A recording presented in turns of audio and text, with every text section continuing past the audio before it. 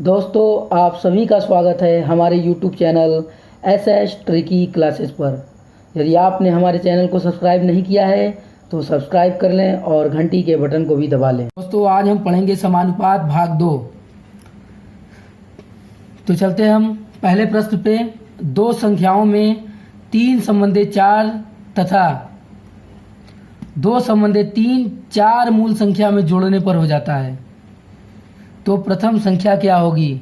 अर्थात ये प्रश्न कह रहा है कि दो संख्याएं में 3 संबंधित 4 का अनुपात है। यदि उसमें 4 दोनों संख्या में जोड़ दी जाती है तो अनुपात 2 संबंधित 3 हो जाता है, तो प्रथम संख्या क्या होगी। तो दोस्तों चलते हैं। मान लिया कि पहली संख्या a और b दो चर हैं, इनमें 3 संबंधित 4 का अनुपात है। फिर कह रहा है दोस्तों कि 4 मूल संख्या में जोड़ने पर हो।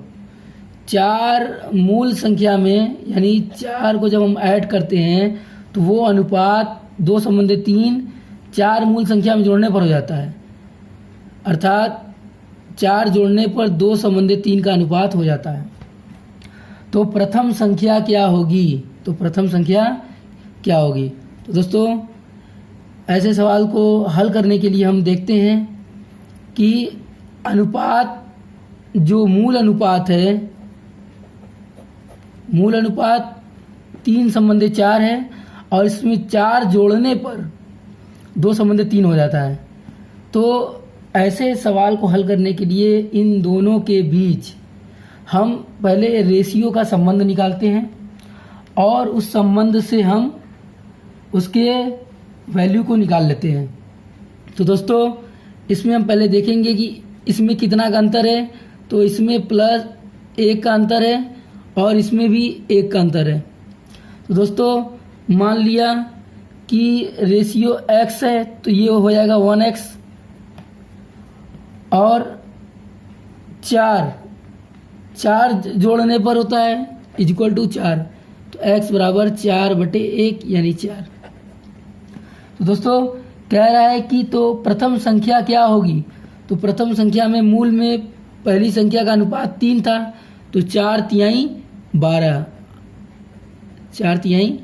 12। अतः दोस्तों पहली जो संख्या होगी वो 12 होगी। फिर नेक्स्ट क्वेश्चन में चलते हैं।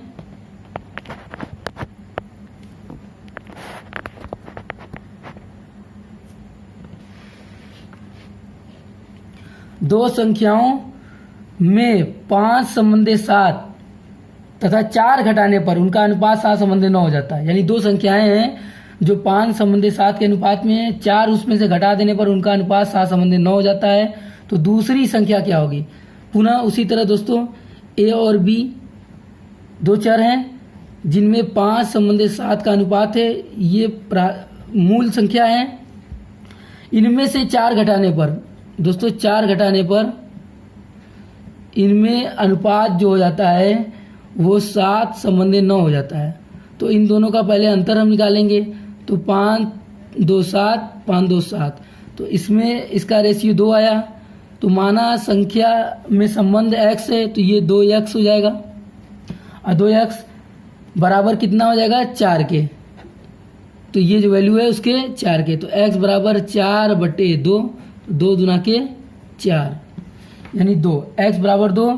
तो प्रथम संख्या क्या होगी। तो दोस्तों प्रथम संख्या का अनुपात 5 है, तो प्रथम संख्या 10 जबकि दूसरी संख्या 14। और पूछ रहा है कितना दूसरी संख्या, अतः दूसरी संख्या 7 × 2 = 14 आंसर।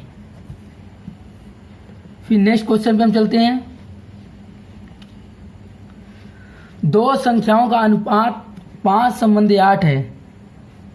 यदि प्रत्येक संख्या में से 12 घटा दें तो यह अनुपात 2 संबंधी 5 हो जाता है, तो वह संख्याएं होंगी।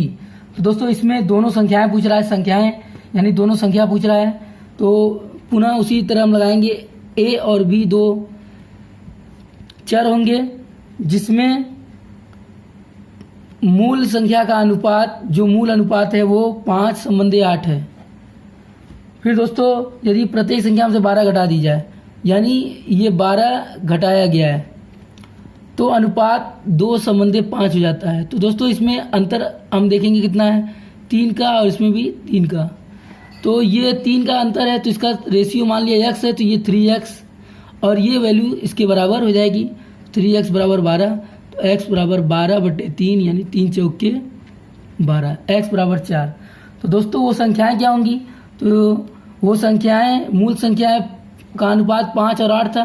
तो पहली संख्या जो a संख्या होगी वो 5 गुणे 4 20 होंगी, और दूसरी संख्या जो होगी वो भी 8 गुणे 4 वो 32 होंगी। दोस्तों हम अगले सवाल पे चलते हैं। दो संख्याओं का अनुपात 3:5 है, यदि इसमें प्रत्येक में 18 जोड़ दी जाए तो यह अनुपात 6:7 हो जाता है। तो प्रथम संख्या होगी। तो दोस्तों इसको पुनः उसी माध्यम से करते हैं। तो a और b मान लिया कोई दो चर है, और इनमें 3:5 का अनुपात है, मूल अनुपात 3:5 है। तो इसमें प्रत्येक में 18 जोड़ दी जाए, तो दोस्तों 18 जोड़ दी जाती है, तो यह अनुपात 6:7 हो जाता है। दोस्तों इसमें अंतर देखेंगे, तो इसमें 3 अंतर, इसमें 2 अंतर। तो दोस्तों हम लोगों ने देखा था कि पिछले तीनों सवालों में दोनों का अंतर a और b दोनों के अनुपातों का अंतर समान आया था, परंतु यहाँ 3 और ये 2 है। अतः पहले इसको हम संतुलित करेंगे। अतः 6 और 7 का अंतर 1, 3 और 5 का अंतर 2 है। तो 2 से गुणा नीचे वाले में करेंगे अनुपात में, और 1 का गुणा ऊपर वाले अनुपात में करेंगे। तो दोस्तों ये हो जाएगा 1 तिहाई 3, 1 5 5, फिर ये 2 छक्के 12, 2 7 14। दोस्तों अब देखेंगे 3 9 12, 5 9 14। अब अनुपात समान है, अतः दोस्तों 9 हो गया, और माना अनुपात में संबंध x है, तो 9x बराबर 18। तो x बराबर 18/9, तो 9 1 कम 9, 9 दूना की 18, x बराबर 2। तो दोस्तों x बराबर 2, तो प्रथम संख्या क्या होगी, तो प्रथम संख्या a हमने माना है, a 3 है, तो 3 गुणे 2 बराबर 6 आंसर। अब अगले सवाल पे हम चलते हैं। राम और श्याम की आयु का अनुपात 3:4 है तथा 12 वर्ष बाद उनकी आयु का अनुपात 5:6 हो जाएगा। तो श्याम की वर्तमान आयु है। तो दोस्तों राम और श्याम, राम और यहाँ श्याम की आयु का अनुपात 3:4 है, मूल आयु 3:4 है। पुनः 12 वर्ष बाद, 12 वर्ष बाद इनकी आयु का अनुपात 5:6 हो जाएगा। दोस्तों इसमें अंतर निकालते हैं, तो 3 5, 3 में 2 की वृद्धि, 2 का अंतर, 4 में 6, 2 का अंतर। तो यहाँ दोस्तों अंतर समान है, अतः इसको संतुलित करने की जरूरत नहीं है। अतः 2, तो माना इन अनुपातों में संबंध x है, तो 2x बराबर 12, इस वैल्यू को रख देंगे। तो x बराबर 12/2, 2 छक्के 12, x बराबर 6। तो दोस्तों राम की आयु 6, प्रारंभ में 3 थी मूल, तो 6 त्रिके 18। तो राम की आयु 18 और श्याम की आयु 6 चौके 24। क्वेश्चन में चूंकि श्याम की आयु पूछ रहा है, अतः श्याम की आयु